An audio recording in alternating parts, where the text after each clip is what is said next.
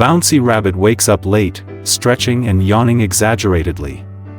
He's in a cozy burrow that looks a bit messy, with carrot peelings all over the floor. Suddenly, he realizes it's noon and he's overslept, so he frantically starts getting ready. Bouncy is running late for the Great Carrot Hunt competition.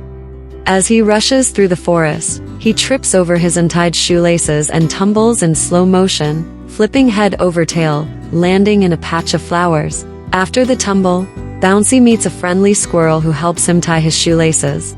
The squirrel offers him an acorn as a good luck charm, and they share a quick laugh.